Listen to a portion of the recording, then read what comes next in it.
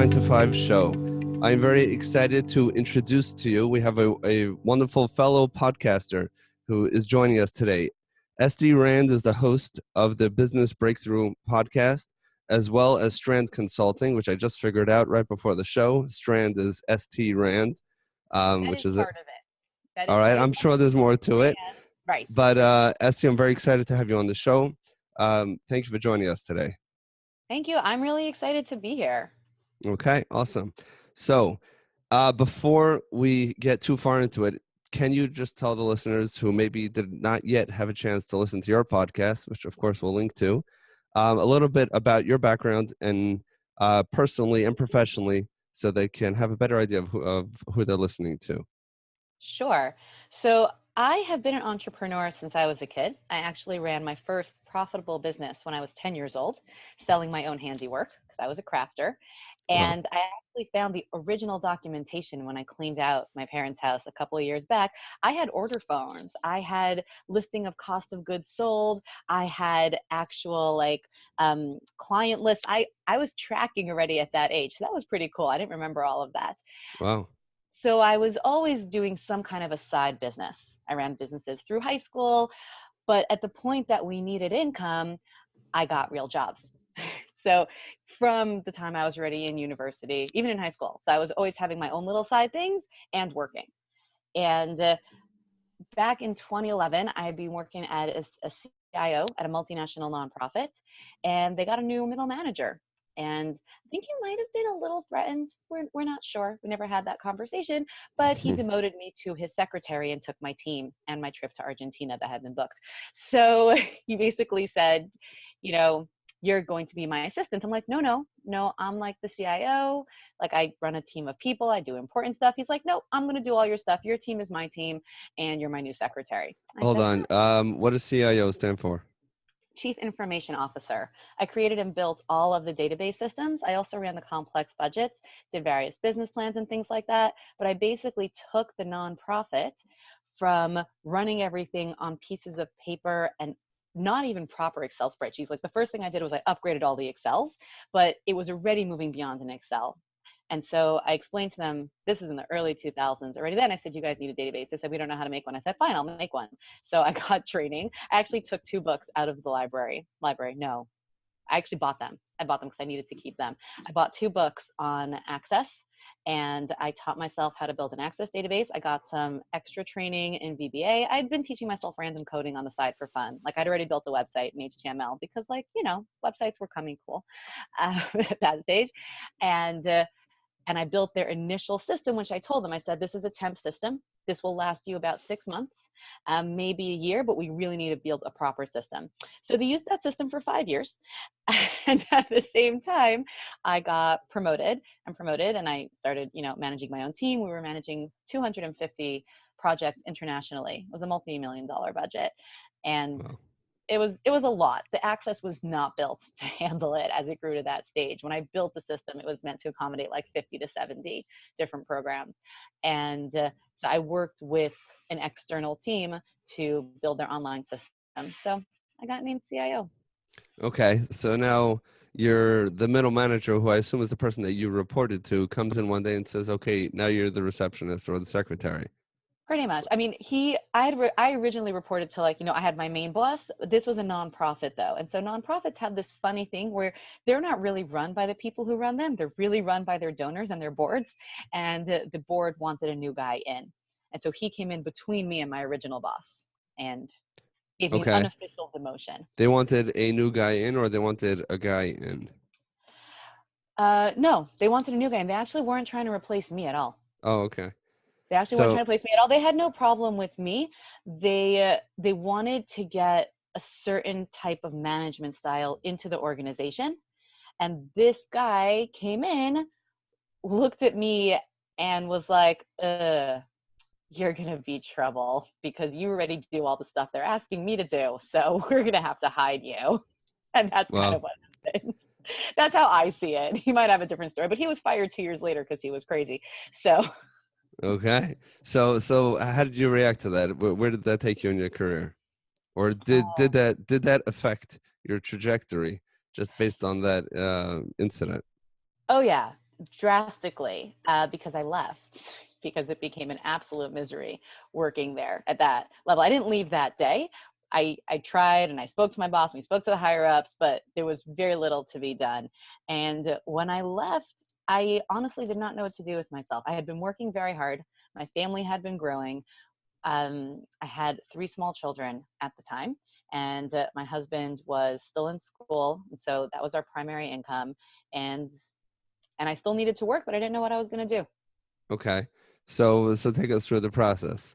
At that point, did you already have identified, what is your signature strengths and what is it exactly that you bring to the table, or are you still trying to figure out a little bit? What is your secret sauce? I was for sure trying to figure it out. At that point, I was so all over the place because I had fallen into this job. I had majored in marketing in university. My first job had been in marketing and PR. And then we moved abroad. And like all people who move to a country that is not their mother tongue, I took a lower paying entry level job as an admin in this organization to just to have something, just to get my footing somewhere as I looked for other things. And I grew in the organization up and up until I became the CIO. And when I left, I had ended up somewhere that I had never intended to be because I had meant to go into marketing, which had been my degree. And then I had been able to do some marketing and business strategy, but my entrepreneurship had still been on the side. I run random side businesses. At that point, I actually had already started coaching on the side. I'd taken a coaching course a few years before because I love helping people. And so I didn't know what I would do with it. I didn't want to be a therapist because I absorb people's problems and I carry them with me. So I knew that Okay. wasn't a good idea. But a coach, the way I look at it, instead of, digging deep into the problems and like kind of scrubbing out the wound, you start wherever the person is. You obviously, address and acknowledge wherever they've been through that got them there, but you're looking from where you are and forward, where you are and up, as opposed to where you are back down to behind you. And so I like the concept. I had already been doing I that, like that. but Let me just absorb that for a minute, sure. because a lot of times people bunch together business coaching with psychologists and social workers and therapists, which you just explained very clearly. The foundational difference and the distinction between them. You're not trying to fix the person; you're really trying to fix the business. If you're working as a business consultant, so where's the business right now? Obviously, the people are what make up the business, and you can, based on more of a cursory look to the past, you can really discern what are the underlying challenges, and then based on that, you can figure out, what are the right steps going forward. I really like that. Yes, and I'm gonna give you a distinction between coaching and consulting as well, because I do both. I do three things really in my business. I explain to my clients it's a blend of coaching, consulting, and teaching. And the way I differentiate is like this. Coaching is what I just described, acknowledging where you're at, but it's also pulling from you. That's part of what it means to be a coach, pulling from you where you want to go and how will help you get there. Consulting is I've been doing this for a really long time. I just might not know things that you don't know. I also have capabilities you don't have. I have a team of designers, writers, coders, admins, database builders. I can make things happen for you that you can't make happen. So as a consultant, I'll come in and I'll say, I think you should do this, but based on the coaching, based on where you're telling me you want to go. So there's that blend. And then teaching is I want my clients to be independent. I'm weird. Consultants usually don't. I actually had a guy yell at me for that. I was sitting at an event and I met this guy who worked for one of the big consulting firms. I won't name it. And because of what he said to me. And I told him my style and I said, coaching, consulting, teaching, and I want to teach my clients to be independent. Anything that they want to learn or that they can learn, I'm also going to teach them. And he's like, oh, that's the opposite of what we do. Like, we need our clients to be dependent on us. We only sign contracts a year at a time. And like, we try to make them a minimum of 5 years. And I'm like, yeah. So people are usually good with me. Like, we do a 3 to 6 months to get them moving, and then we can go on to retainer or they'll come back when they need something else. So Yeah, that's what because it's not good for business. If you actually solve the problem, they don't need mm-hmm. you anymore. Then it's not good for business. But really, that's the old scarcity mentality that there's too few people out there. There's not enough fish to fry or to help and teach them to swim. So I better stretch this out. The good old days. If you ever had braces, you go to orthodontist. They'll try to stretch it out for. You need 6 years of work, and now sometimes they could do it in like 6 weeks. But Yep. we all know that it's just the opposite. If you can work with somebody in 3 months and make a massive difference in their business, you may not hear from them for another 6 months or a year or 2 years, but they're going to go singing your praises to everybody that will listen, and even to people who won't listen. And your name gets out there. And That's you pretty give much it how I built my business. Yeah. And then they come back. I've been in business now 8 years. I've been doing this full time. And I've had people come back to me more than once. I've gotten them from 0 to 1, where they just had an idea and they needed to get out the door, or they started, but they couldn't get sales or whatever. And they've come back to me when they've gotten to the next level and even the next level.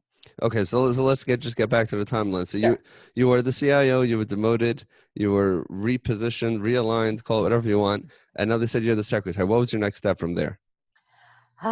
So I tried to work it out. I tried to reason with them. I tried to reason with management, That didn't and work. didn't work. And it came to a head one night. Actually, it had really been just like escalating, escalating, escalating. And the whole staff was freaking out from what this guy was doing. And so we were like always on the phone with each other and like, what should we do about this? And he's messing up this thing. And what do we do? And like just very, very technically, Toxic. emotionally involved, very toxic. It went from being an amazing job, and I believe this even more now that I've been doing this for so long and working with so many business owners at every level of success. Some of my clients, again, I work primarily with small business, but some of these guys are multimillionaires. A small business can be extremely lucrative. And, to give up your life for money has never been my thing. I've always been an advocate for, I am working to live, not living to work, even though I Awesome. love what I do. I've always loved what I do. And I'm complete workaholic. Like some of my days, this week, I'll work, let's say from 9 to 3 and then from 9 to 3, like AM to PM and PM to Wow. AM. So I'm a total workaholic. Um, but I still need to have a life. And it came to a head one night. I had a sacred time with my children, which was bedtime.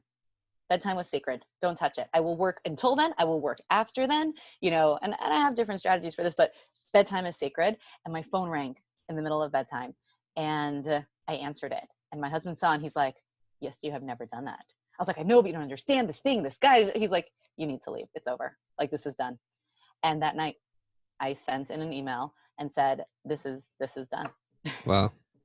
It just became crystal clear It at became that crystal point. clear that it had crossed every professional and personal boundary that was important to me. The work was already, it was nonsensical. I wasn't able to do my job, but it wasn't that he was doing it. He just messed the whole thing up. The things just weren't getting done. It Wow. was such a mess. So there was no more. I had no professional integrity. So And I was losing my personal integrity. got it. No, I just for the listener's sake, I just want to point this out. Literally right before we went on air, I was talking to someone else who's outside right now about a place where I used to work, where I know I'm going to try to keep all names out. But the point is, another company where they brought in somebody who created just today, actually sat down with employees and had a conversation of these are the expectations, and if you don't do this, you're fired. And he actually also said if it gets out of this room, which it just did as we speak, that the person who shares it is going to be fired as well. And it was just, um, yeah, that used to be my place, and we managed it completely differently. And they said like the environment, like just from one person coming in and managing it differently, completely, it's a toxic environment, and it never ever works. I mean, as I mentioned to you before, I'm a nursing home administrator. I worked in multiple facilities over the last 5 years, and I've seen a lot of different management styles from upper management, and it never ever ever works when you create this fear, intimidation, and really talking down to people. And one thing I'll point out is that this person was threatened by you, whether he admitted it or not. And even maybe it was subconscious, perhaps maybe he really thought you didn't fit whatever professional environment he was trying to create, which may or may not be true.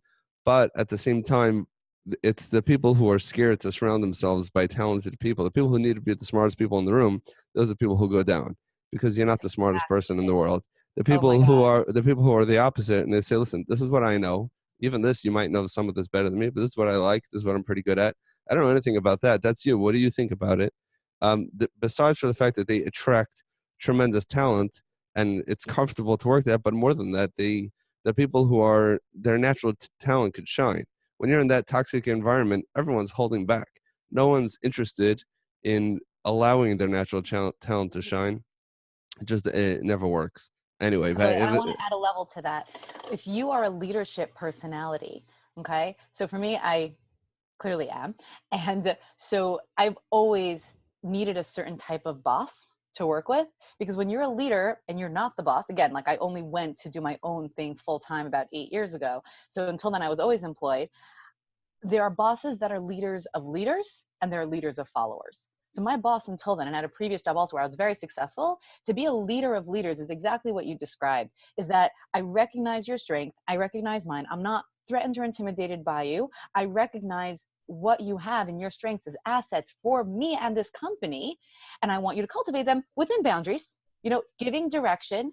And a leader of followers is exactly that other paradigm. And that's what this guy was. He came in, he's like, uh-oh, you're not a follower. I'm like, not a follower. And he was like, yes, you are. And I'm like, no, I'm leaving. And that was kind of what happened. That was that dance, because he needed sheep. He needed people who could make him look bigger because he was so small. He needed sheep. I like that. He needed people who'll take He'll direction. just do whatever he says and not even give an opinion. Like these are like super sheep. Like I explained to my staff, my management style is very unique. We hired someone recently and she's like, Estie, she's like, I love it here. I just have to get used to this. This is very different than my other jobs. Because I'm very clear. I want your opinion, but at the end of the day, I'm the boss and you need to do what I said. So I want you to tell me. I won't hire someone who won't tell me. I don't want pure sheep. I want you to tell me what you think needs to be done. I trust your judgment. I trust your experience. If I have reason to say different, I still need you to do what I said. And that's an important distinction. And you look for a certain personality there. I'm not looking for a personality that's like, no, whatever I said is the best thing. Like that, no, not gonna work for me. Would you hire yourself as an employee? No, that would be absolutely idiotic. Why would I ever do that? I already have one of me. With staff, you want compliments to yourself. You don't need matchings. Okay. I would Uh, franchise to me. That I would do. I would right. license to me, but I Open would up another not hire branch. me. Oh, that would be explosive. Very silly. So again, there's still a gap over here. I'm just trying to figure it out for the listeners Yeah, who yeah. are I'll explain to you what identifying. happened. Yeah. So I had a meltdown. I quit. And then, so there was a 6-month period where my original boss was like, Estie, you can't leave. And I was like, but I can't work like this. And so they put me low burner because the new guy had no idea what he was doing. And he was like, yeah, we can get rid of Estie. And like the whole thing was going to fall apart. Like he didn't know the systems. He didn't know anything. And so they kept me on for 6 months part-time. And so but at my full, it was like such a weird situation where I was basically still doing my regular job, but not really. I was trying to keep things afloat, circumventing the other guy, but not really working. It was this very weird limbo where I was trying to figure out now what, but I still had a job.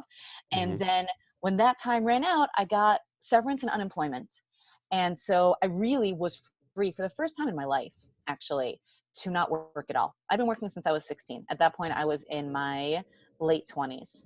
And it was the first time that I didn't have to work for any reason. And because we had enough money, and I was like, okay, great. I've been working too hard. I've always wanted to take a break. And I said to my husband, listen, second you're done with school, that's it. The money was actually going to cover us until then. So I was like, that's it, I'm done. I was like, I'm finished working. I'll be one of these stay-at-home moms, and I'm gonna, just like relax like all these other moms. And 2 weeks in, when I finished reorganizing my entire house, taking care of all the errands that had been outstanding probably for the last 6 months, I was losing my mind. And so I started teaching. Oh, so funny. I never tell this story to anybody. No one ever asks. I started teaching hip hop dance exercise classes. Wow. That Not is that was not expected. That was not expected, right? Because I am this kind of person that will turn any idea into a business. If I want to do something, I'd rather get paid for it than pay for it. So I wanted to get more exercise in. So instead of looking for a class to take, I was like, hey, I'll teach a class. So I leased space. I did a little advertising. I didn't pay for anything. I just hung up signs in the right places. And I had a class. I had paying people. I made money. But a couple Wow. I'm not joking. A month or two in, and I had a client on the side because I already started doing this coaching. So I became like this freelancer kind of person. Like I'll do a little of this, I'll do a little of that. I've been doing some database training for people, and like all these like random things. I had done hair cutting for a while. Don't ask. I'm a crafter. I'm this weird right left brain, and so. But I had this dream to help small businesses because I had already on the side started doing this little coaching. In those days, it was still my business card even said like financial organizational consulting. And that was kind of where I thought I'd have my niche because even though my background's in marketing, I was I had been working with numbers and data for so long, and I'm naturally organized. I was like, I'll just do some kind of weird, like, number home organizing thing, and I think everyone, when they first started in business, now it's so different. The landscape is so different now. And I want people to realize that the world has changed so much in the last decade. It's almost unrecognizable, but it's changed slowly, quickly. And there was no Shark Tank, guys. Okay. I didn't even have a smartphone yet. All right. It was really this different era where most people, when they're starting a business, like, okay, like, what do I want to do? Dabble in this, try a little bit of this. Maybe I could sell this. And so I was just like that. I was one of these do everything, but maybe I'll do a little of this. I'll make a business card for this. And I've always been business minded. So it needs to make money.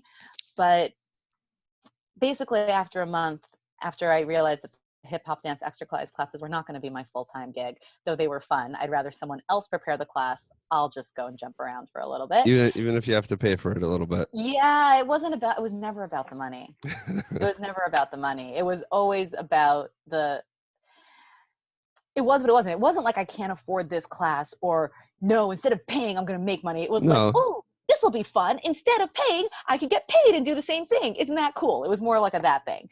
And, got it. but it just wasn't fun enough. So I got very itchy, and I basically realized I'm probably never, ever, ever in my life going to not work. And so I decided to figure out what I was going to do next, because I was losing So it. you actually had the opportunity to live the theoretical question that everyone is always asking, that if you could do whatever you would want to do, what would you do? And before you actually experienced it, you probably would have said, oh, I'll be a stay-at-home mom. Wouldn't that be nice? I'll have time for my children, not just bedtime.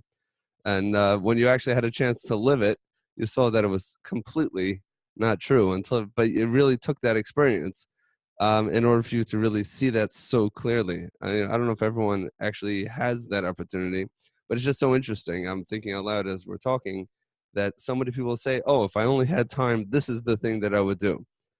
Don't don't bet your whole family on it and your children I and everything. tried and see not. It's so Yeah, true. It's so true. And you know what? I'm lucky I had that opportunity, because I think otherwise I'd always ask myself that question. should have What if spent I more time never home. could? Yeah. And it's also at that stage, I really wasn't yet at peace with who I was. That's the truth. And I think it takes us all time to recognize our true strengths. And I did not recognize mine yet. And to recognize also our core personality, what we need. I think as women, specifically for me as a woman, and I know for a lot of my clients as well, there's this constant battle of so many mixed messages. That old school message of, like, the mom's place is at home, and there are societal messages depending on your micro society that you're part of today. Some people are all like, women work, women can do anything, women are just equal, or like, kids suffer when mom's not with them, or everyone needs that soccer mom, and like there's so many different messages. But it's still true to date that the only way to create a human is in a actual female's stomach. Someone who was born female, who was born with a uterus, is the only possibility for creating people. This is still true. I don't know if it will be in the near Maybe future. not by the time this is actually goes live, but for as of right now. Right now, it is still true. And so a mother has a certain connection to these offspring, no matter what you're going to say. And so there's always that element of, should I be doing more? Should I be doing? How much should I be working? And then you get so many different messages from people. And for me, at that stage, most of the people in my immediate micro society were not working the way I was. Still now, I find very few females who work the level to which I do, both in terms of professionalism, and this is not an insult at all, at any level, in terms of workaholicness. And it was very hard for me to make peace with that aspect of my personality, because so much of what I saw around me was different. Okay, so basically you're saying that as a woman and specifically as a mother of small children, it was hard for you. I'm just trying to paraphrase this, make sure I understand this, but it was hard for you to it's hard for you to admit and embrace the fact that you're very, very driven to be successful professionally, and that's okay. And that doesn't make you less worthy of being a mother to your children and a wife to your husband and a member of the micro society or any of your social relationships. They don't have to be sacrificed. That's okay, and you embraced it, and that's, I think, when amazing things started happening. Totally, totally. And it really took me time. It really, really took me time. And I'm going to say even more than that. Not only is it okay, but I was miserable that month that I didn't work. I was really unhappy. I was not a better mother. I was not a better wife. I was a worse one. You had all that talent inside that was not being expressed, and when people hold back from expressing their natural talents, they just turn into nothingness. It's just there's something inside, they're crushed. And you just weren't expressing it. You were expressing it before, but during that time, well, not as much. So again, so you're starting to do some stuff on the side. You stopped with the hip hop dancing. Phase was over. That was not going to be your full time gig. And now you're doing a little bit of consulting. And was that the direct stage that led you to where you are now, or were there any more steps? There was a little bit more in between. Oh, So you don't this have to. You don't have to hang up all the dirty laundry. Just the Yeah, parts that you but want to this share. but this is relevant stuff though. I think it's really relevant for anyone that wants to go into business for themselves. I am super risk averse, like super duper risk averse. And a lot of people say like business, you got to go all in, you got to, invest everything, really put all your energy into it. And I'm going to say absolutely not. The best businesses that I've worked with have started similarly to mine, where you dip a toe in and then two, and then like your foot. And so I had this dream to do my own consulting. There had been a consulting firm that worked with a multinational nonprofit that I worked for. But one of the things about that place is that it had a fairly low glass ceiling, um, for those who know the term. And so there was quite a number of ideas and suggestions that I made during my time there that either weren't taken seriously, weren't fully implemented. And at some point, they hired a consulting firm. Those guys said exactly what I said, and they got listened to, and they got Oh, I paid. had the same experience. And I was like, I'm in the wrong line of work. I figured all that out myself faster than they did, better than they did. My ideas were actually better. In the end, some of the stuff they suggested, they didn't listen to me, and it totally fell apart because of it. And then they had to redo it then with me on board. So I got very involved with the consulting firm and their work for us. And I learned a lot about how they operate. I also ran a lot of the budgets. I saw how they charged. I saw the agreements and the terms. So I had this interview and I was like, I want to do that. But risk averse, was not going to throw all my eggs into that basket. I took two other jobs when I realized I needed to go back to work for my own sanity. I worked for a business brokerage company, learning what it means to buy and sell businesses. And I worked for the sponsorship sales department of the Mobile Marketing Association, which was really great for me because it got me up to date with all of mobile marketing in 2011, which was still very new. Learning everything about smartphones and apps and push notifications and all of these different terminologies that I was like, huh, what's a push notification? Which now is like, duh. Okay, so the in this second company, what was your involvement in that company? It was your marketing in mobile apps. Is that what you were doing? So I was doing sponsorship sales, which meant that they ran these conferences all over the world, and we helped get company sponsors for those Okay, conferences. So it's this whole industry of trade shows and right. conferences. The way they run, they don't earn enough from participant contributions. Okay, even if you pay 250, 350, 450, 550 for one of these things, the Uh-huh. expense is massive. Okay, the advertising expense, the space rental, the whole thing, it's huge, right? They Speakers. pay for their speakers, exactly. So we got the sponsorships, the logo that's on the backpack that they give out, the logo that's on the necklace that you wear. So that was the job, reaching out to Got these it. companies, researching, sending proposals. um, and it was a great opportunity. It was totally not enough for me at all. I like working with people, and it wasn't enough of working with people. It was very hardcore sales. Okay. So how'd you get from there to consulting? And we're So gonna I get to the put end zone this is here. it. We're going to get to the end zone. So I put some ads out into a local weekly advertiser.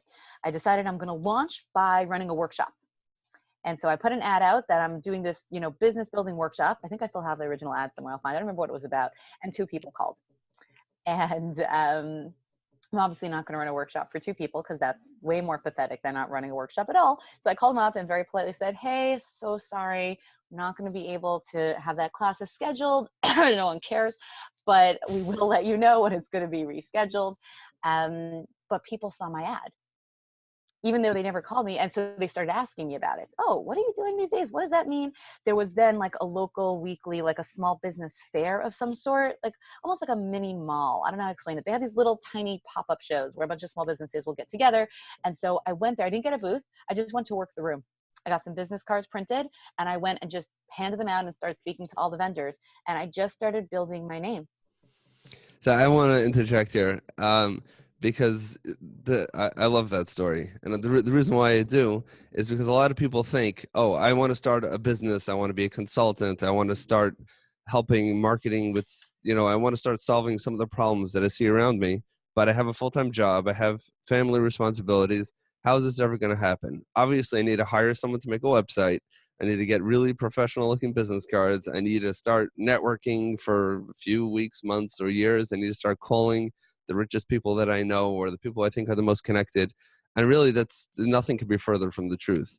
You need to start from the ground up, exactly what you did. You print, you go to Vista Cards or whatever it's called, and you print your cards for $5 or $10, and you don't even know what to put on the card, but you've came up with a term that kind of sort of made sense. And if you have to change it, that's I think even someone who's risk averse could invest $5 or $10 in this new startup company that you are making. I rebranded 3 times. My current Strand Consulting is the third iteration of this business. So, but again, but you went out there, you put yourself out there, and the fact that there were two people who called, you could say, oh my gosh, everyone saw it. Only two people are interested. Obviously, I'm a failure. But instead, no, two people are interested. I'm not going to do it for them because that's crazy. That looks really bad. But we'll reschedule or to just tell them it didn't work out. But there's some interest. I think two is good. You probably weren't expecting more, but I it was showed. definitely expecting more because I saw the need so strong. What I learned from that was no one else saw the need the way I did. You have to understand what small business consulting looked like in 2011. And this is part of what I try to explain to people, how much the world has changed that we don't recognize. There was no such thing. You were a small business owner. It meant that you had what it took to be successful. You were a big business so you could hire help. But small businesses don't need help. They either have it or they don't. And people just didn't even understand what I could do for them. Like, but what could you do for me? If I can't figure it out myself, shouldn't I not be in business? I'm like, no, that's not how it works, actually. Well, I'm sure you dealt with this, that a lot of people are going to say, yes, I need the help, but part of the reason why I need the help, that's, I can't afford your help. And Totally. yeah, I would love to come to you and on a Sunday and give as much free advice as you're offering to give. But if you're going to start charging real money, well, that's part of my problem. I can't manage my expenses, and you're making the problem even worse. So it's really a mindset shift of saying I've that, had yes. that a lot, and I've always explained to people like this. So one thing I've done, because my audience is small business owners, and I know people who specialize in failing businesses, and I purposely don't, even though I can save them, and I've worked with a couple. Every once in a while, someone has sponsored a failing business, and I've worked with them, and I've seen a lot of success. It's not my niche because the money is very, very hard there. So there's some people who are willing to risk that. Again, me, risk averse, totally not. I've explained to the business owner, I've always kept my prices super low for exactly that reason. So you will earn back way more than you pay. I am only looking for a client who can understand that concept. Otherwise, they're not going to gain enough from me to make it worth their while. Someone had just asked me today, I was on a call, I actually got interviewed for a magazine, and she said, we all talk about customer loyalty. How do you build customer loyalty? I said, it's really, there's one key part, but there's an auxiliary piece of it that's important.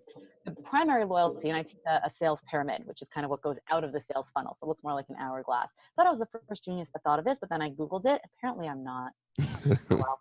And but the beginning of that is to retain, right? I want to retain my customers. How do I retain my customers?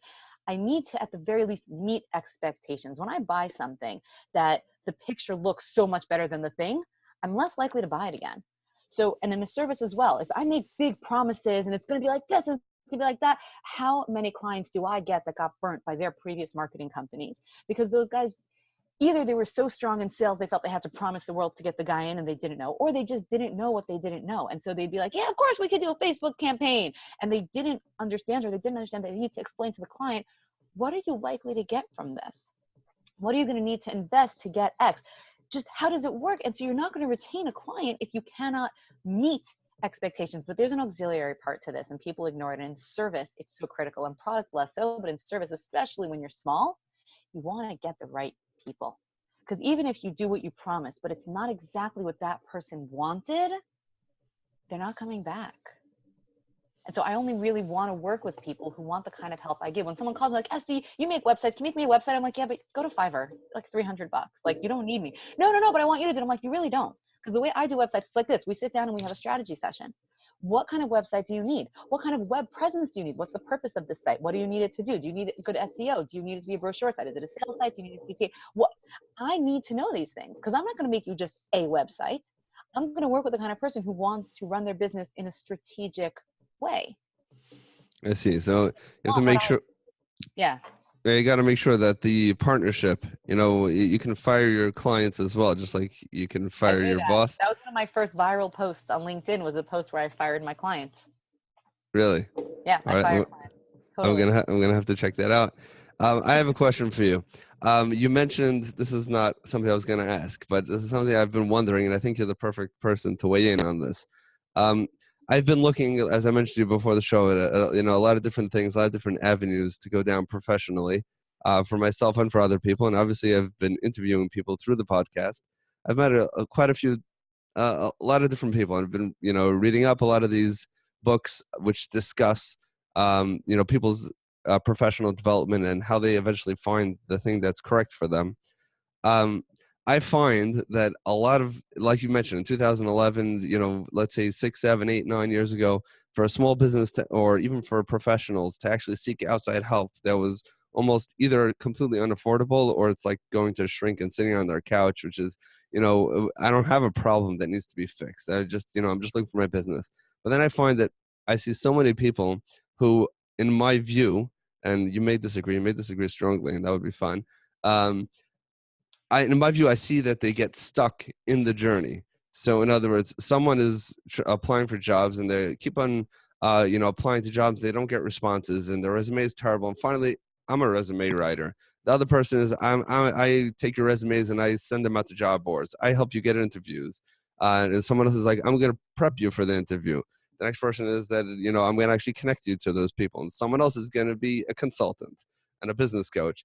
Do you feel, and again, this is not fair because I'm talking to you as a business consultant, but do you feel that there are certain people who wind up, there's so many, you go on LinkedIn, look how many people's profiles are business consultants, business coaches. A lot of these people could barely figure out how to get their shoes on in the morning. And I know because I've reached out to some of these people for the podcast, and I'm like, no, I don't want you. You have no idea what you're doing. Not that I do, but to some extent, it seems like everyone just hangs up a sign and, I'm a business consultant, and sometimes they're like extreme case where they really have no idea what they're talking about, no business experience. Sometimes they do a decent job, but I wonder, are they stopping along the road and because they had a business consultant and they said, oh, I might as well do it myself, and are they stopping themselves from getting to where they really should, where their real strong spot is, and ultimately a little bit further down the road, or maybe a lot further down the road? I'm very curious to hear what your take is on this. So much to say about this. Okay. I know it's really late. It's really past our end We're our past end, our end. our Okay. end time. Well, But if you're okay with it, then I would love to end yeah. with this. I'm totally fine to go into this. I just have so much to say. I have to figure out where to start. So the short answer to your question is yes. Yes, they are totally stopping themselves because they're just jumping on the bandwagon. It's like the gold rush. Everyone wants to get in on it. Oh, I could be a business coach. I could be a this. I could be a this. So they see it. A lot of people jump into business having no idea what it entails, and they just kind of, here's the best way I can describe it, actually. And this is one of the reasons I actually, my recent online course I taught called Marketing for Marketers is I saw actually a that. course of marketing strategy for graphic designers, copywriters, web designers, and digital marketers, people who do social media ghosting, who never learned marketing strategy. So they hang up their shingle, just like we described, and they don't even know what they don't know. I think most of these people are not malicious. They just don't know what they don't know. Right. I don't think so. They see it's being done, and then I get the leftovers, clients who have spent 5, 10, 20, $30,000 sometimes on someone who just doesn't know what they don't know. People who have built entire websites and marketing funnels that are missing the entire point of how you need to sell this thing. And of course it doesn't work. It's when they come to me, I just spent $30,000 on this guy. What can you do? I have like 5 more. Can you fix this? Yeah. Why don't you come to me when you have the 30? Okay. Like I only needed about 15 of that, but whatever. I could have done it better the first time. But so So that's what that course does. And it teaches them also how to charge appropriately for these types of services, but to know what they're missing. And so here's the story. Here's the best way to describe it. It's my red fire bell story. It's the fire bell story. Okay. Okay, give it to us. I need recording permission. Can you give me recording permission? I have to record the fire bell story for everybody. Oh, are you talking about in Zoom? Yeah. I have no idea how to do that. Sorry, I broke out of character for a minute. If you go to participants and click on it, and then you click on my name, you should be able to grant me record permission. Hold on. Participants. Where did that whole thing jump away? It's on the bottom. 2 little heads. Okay, thank you. Click on me. Click on more. More. Record Allow permission. record. Yes. Thank you. Okay, so I just need to record the fire bell story because I don't know if I'm going to do it again. So here's the fire bell story that you have all been waiting for. Guy goes to a town and there's a fire and they ring this fire bell and out come the fire engines and all the townspeople and they take care of the fire. And he's like, this is genius. Never saw it before. It comes from some little village somewhere. When there's a fire in their village, they just, they all run to the river, grab some buckets and see what they can do. And this whole system's amazing. He's like, wow, this would save so many lives. This is incredible. Gotta have this in my town. I can do this too. And so when he leaves this town where he was a guest, he swipes the bell. He's like, listen, they made it once. They can make another one. I need this more than they do.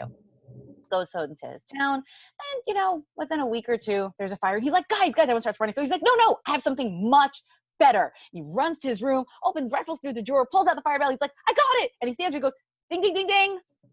And the fire's burning, and everyone's staring. And he's like, no, I'm telling you, I saw it work. Ding, ding, ding, ding. He's like, and the house burns down. And this is my answer to pseudo marketers and pseudo business consultants. And again, I'm not trying to be holier than thou. I have spent 8 years on this. I've been running businesses since I was a kid, and I worked in massive organizations. I have a business degree. I learned this, okay? There is so much more than what you see on the outside. And so what happens is I think people see what others are doing, and they're like, oh, I can do that. I want in on that. I could do this too. I advise my brother-in-law, and I think in business in general, but in marketing, I see it more than anything.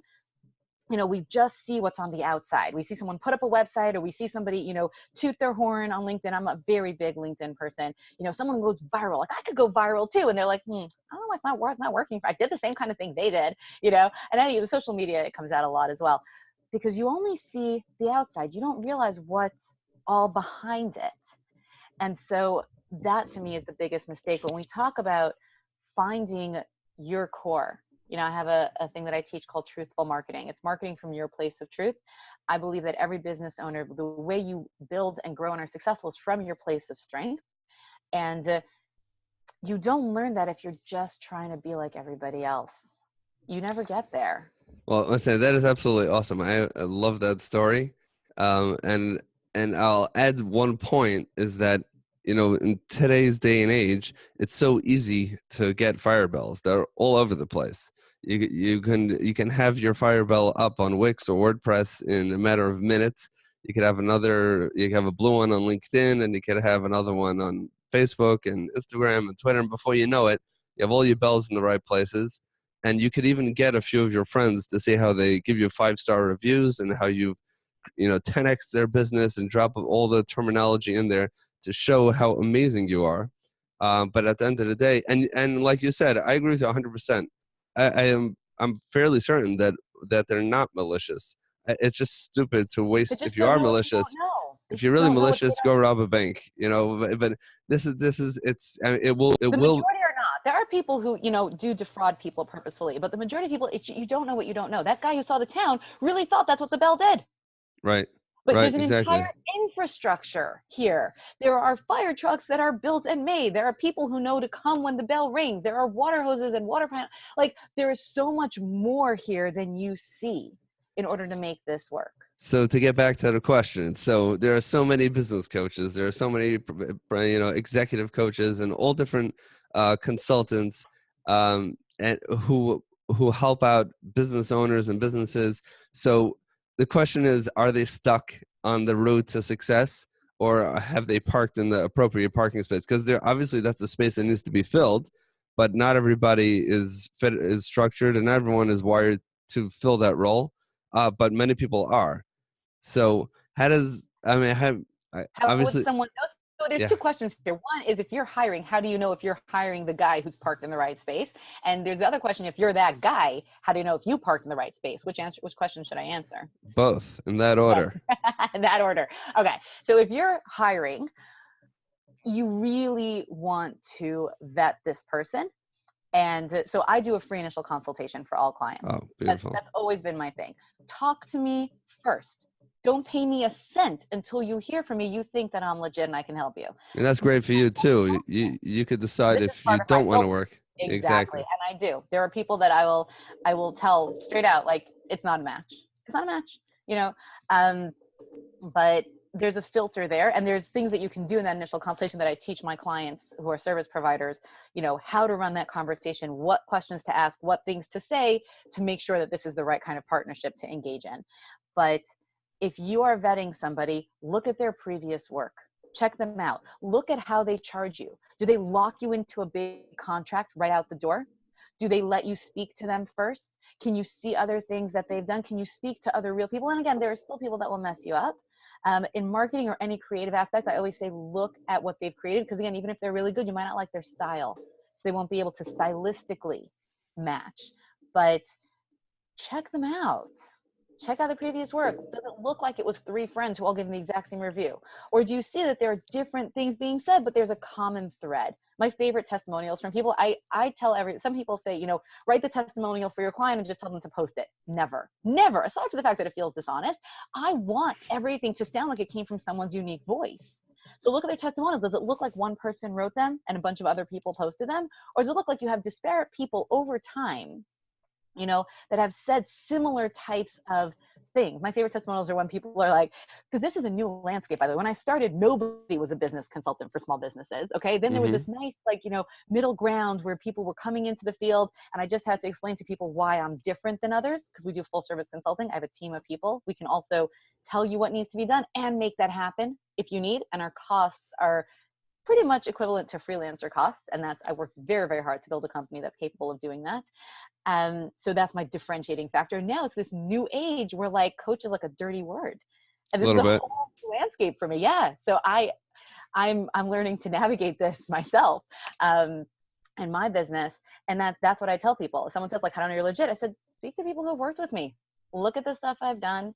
Look at the testimonials. Again, a lot of what I do is private. A lot of clients I work with will never tell you that I worked with them. And that's part of my relationship with them. But try me. Like for example, which ones wouldn't you share? I have a very strong client privacy clause in my contract. So No, I I just want to won't know the tell exact anyone. names of the people that you Oh, can't share okay, their yeah. So information. yeah, it's Jim, North Carolina. But So now what about from the other side? If someone is okay, genuinely so someone's looking, in it. Someone's in it and they really think they can do this. Great. Give it a try. Give it a try. You will see very quickly if it's working or not, because you'll either get stuck at the top or bottom of your sales funnel. If the top is of your sales hourglass, sorry, as I teach it, right? So funnel, right, is where it's wide at the top, narrow and bottom. The amount of people whose attention I get, which is the top, is much greater than the amount of people that go through. And the 5 stages that I teach are attention, interest, evaluation, negotiation, decision, way beyond our time frame, but it's in my course. Coming up this fall, Marketing for Non-Marketers, where I teach business owners exactly this: how to vet the professionals you bring in, how to vet marketers, and how to do a lot of it totally on your own or bring it in-house, and why you would do either one. So we teach sales. So that's the top. Now, if you're not managing to sell, you already know that this is probably not going to work.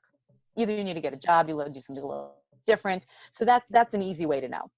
Let's say you are making sales, right? Because you're a sales guy. So you're closing the deals. You're getting people through the funnel. You're getting money in the door. hmm If you are not really, if you're not able to provide what you've promised, it will not work and your pyramid will never build.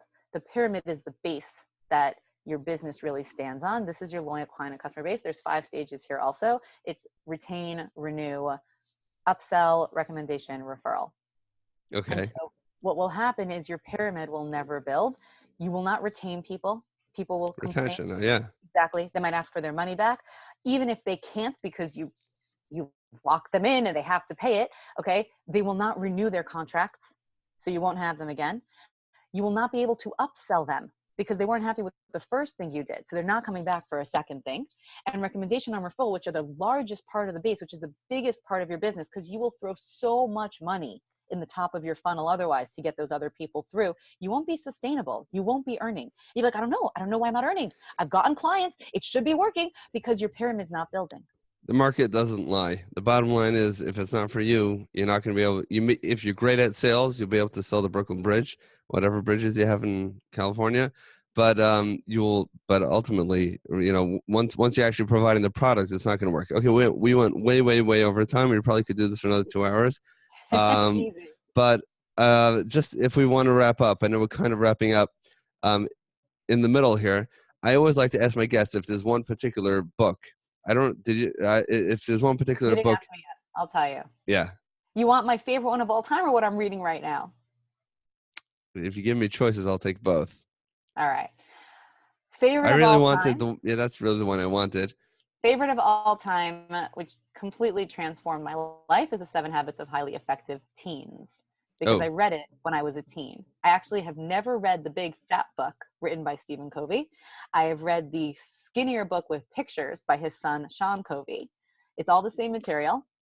I have huh. skimmed through the bigger ones. I read a bunch of his other stuff, but it's the 7 habits principle. So if you're an adult, you probably want to read the adult book, but if you're having a hard time getting through it, I highly recommend the teen version. It's such an easy, Okay. it changed my life. It really did. It changed the way Awesome. I understand personal investment, investing in yourself. It changed the way I interact with people. I listen first, speak third, because I listen second also. And so his one of the 7 habits is seek first to understand and then be understood. And for me, I didn't grow up with a whole lot of soft skills. Let's just call it that. Okay. So I am all self-trained and self-taught. Who I am today it resembles who I was in my previous lifetimes, because my core personality hasn't really changed, but everything else about how that interacts with the world and exists is is mostly books. That's the truth. Well, I will tell you that is why, with the times we're living in right now, it's really so exciting, is because you don't need to necessarily have been a privileged person to live in any particular time, or well, time is now, but any particular place, or have gone to a particular school. Of course, your degrees are going to help point you in the right direction, but it's so much more accessible. The world's knowledge is so much more accessible that if you don't know how to make databases and you really want to know, you can learn online for free right now, and you could stay up 24 hours straight until you really have a good idea of how to do it. What's the second book? Of all time or current? There's another second Current. book of all time. Okay. All right. Current, I'm reading two books at the same time right now because one had to go back to the library before it got delivered. So I started another one. But they're the same author, Daniel Pink, who's my new favorite guy. So I started by reading When, which is his newest book, The Secrets of Perfect Timing. Unreal. I've always been teaching this to my clients. I've been teaching work-life balance and time management since before I was doing business consulting, because I taught in high schools and post high school programs a course I called Life 101, which is basic life skills. So time management, budgeting, basic nutrition, all that kind of fun stuff, relationships, interpersonal communication. I use a lot of these same skills in business, but things like chronobiology, which so few people are aware of, how humans interact with time, our energy levels throughout the day, how groups make decisions over time, just so much of it. The book is brilliant, but then I didn't finish it. So now my other favorite book of the moment is also by him, which is called To Sell Is Human. Again, just genius. And Okay. when I read his book, I'm like, I wanted to write these books, and someone already wrote this. I have to write a different one now. No, but I wouldn't have written exactly like him, but so much scientific research backing up all the stuff that I'd given teaching for years. I'm like, this is great. I wasn't wrong. I'm really See that it's been proven. exactly. I'm It's like, I kept saying this is what works because I've seen it in real life. But when someone goes and does a study of 1,000 people and finds the same thing, you feel a little more confident. I Yeah, know. rightfully so. Okay, we'll definitely link up to those books in the show notes and add them to my list. Just my method is, I actually hate reading books because anytime that I just don't want to be tied down to one place. But during my commute, I love listening to Audible and can speed it up, and really you can get access to everything. Um, if the listeners want to follow what, your activities, I'll obviously put a link to your podcast. Where's the best place for them to watch what you're doing online and to really see all of your latest projects and endeavors? Sure. So latest and greatest, if you want to follow me on social, LinkedIn is my current party of choice. That is where I hang out on a daily basis. So I'm always there. Other updates in terms of activities, programs, classes, check out estierand.com. That's a very, it's a moving site. I'm losing my English. Dynamic. Thank you. Strand Consulting is a static site. It tells you about my company. You'll see all the different things we do, but it's a fairly static site. Estie Rand is a dynamic site. We're putting up new podcast episodes every week. New courses are being announced. If I have any new resources, like I have this 77 promo strategies where you can promote any business on any budget. That kind of stuff is all going to show up on estierand.com. Awesome. All right. Well, Estie, thank you so much for coming on the show. I really, really appreciate it. I had a lot of fun. I know that we could dig so much deeper, but we're already way past where we're supposed to go. So we're going to have to wrap up. But again, thank you so much for your time. I really appreciate it. Pleasure. Thank you for having me. This is really fun.